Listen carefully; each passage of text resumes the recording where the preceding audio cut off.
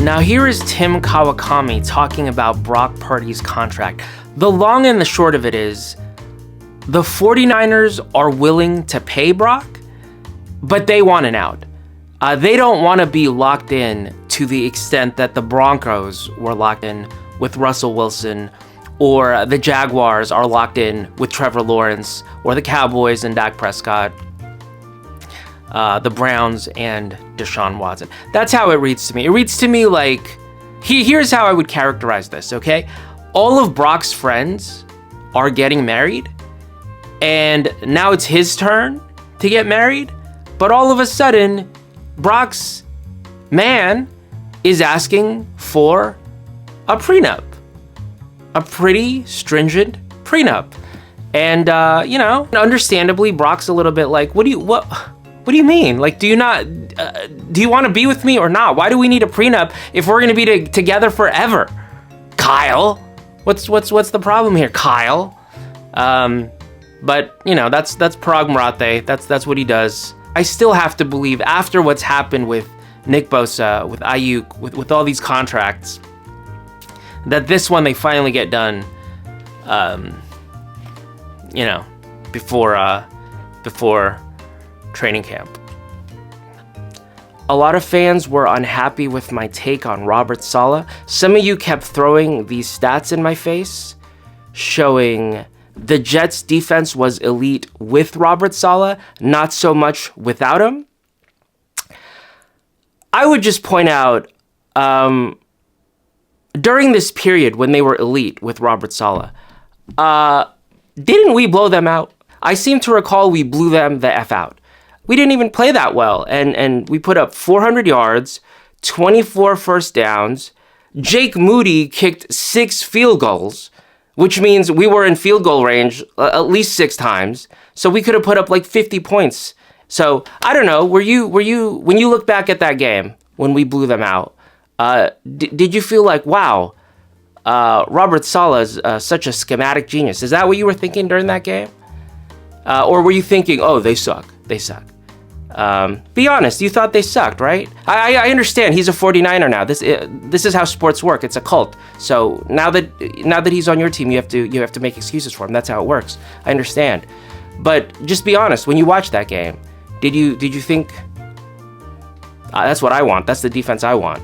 Is that what you thought? That was their elite defense. And after us, then they played the great Will Levis and the Tennessee Titans. And then they played the great Jacoby Brissett and the New England Patriots. And then they played the great Bo Nix, rookie, 4th game ever, in bad weather. And then they played the Vikings in London. So that is the elite defense that Larry Krueger and a lot of you guys keep bragging about. I don't know. You knew exactly what they were doing every time. And they still do what they do. They still do the same goddamn shit that when I was playing Tomlin's defense. Steeler football. I'm like, we still have linebackers covering the 3 slot? Yeah. Every time we play the Steelers, I have at least 9 catches. Coach, you would think that they would change it. They're right. No, but... Yeah, that's exactly what I'm worried about. I see Kyle Shanahan and a lot of fans wanting to go back in time 5 years ago. Like, if we just do what we did 5 years ago, everything is going to be cool. Like, dude, the league has changed a lot in 5 years. Just doing what we did back then isn't necessarily going to produce the same results. Sometimes you got to change it up. Now, did you see this? Ravens kicker Justin Tucker has been accused by multiple massage therapists of inappropriate conduct.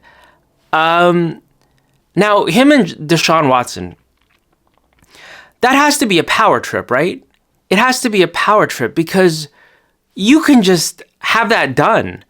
Like, you don't have to go through the charade of a massage therapist. You could just go, I've had done. Like, when I was in Las Vegas, how can I put this? They delivered to your house in Las Vegas. Like DoorDash or Uber Eats. They even have a system whereby hobbyists, they call themselves hobbyists, they leave, they have a star rating. They leave reviews. And the service providers themselves have their own review system, so everybody's safe. You have to pay a premium for that safety, but Nevertheless, it is easily done, not to mention they are all FTMY. Virtually all of them are fly me to you. Okay, so if there's no reason to go through this rigmarole with the massage therapist unless it's a power thing. Colin Cowherd is moving to Chicago. Why? Why would you do that? Moving to Chicago here in the spring. It's official because I think my wife has given a lot to my career and sacrificed. I love Chicago. I've said my 2 favorite cities in the world are London and Chicago. I like LA. My wife doesn't like it as much. I like LA. It's kind of spread out for me. Yeah, everything in LA is too far away. Everything is a commute. The Circle K is a goddamn commute. And planning for traffic becomes like a part of your life. Like, I hate it. Chicago, I can just walk downtown. We can go to Broadway. I absolutely love Broadway. When I say love Broadway, I mean like I've seen Wicked 4 times. I see all the shows. The food in Broadway. I freaking hate musicals, dude. Musicals and plays are the worst. Half chosen person ex-girlfriend used to make me go to plays and stuff. Terrible, just terrible. They're like, oh, it's for cultured people. I'm like, this sucks, dude. This freaking sucks.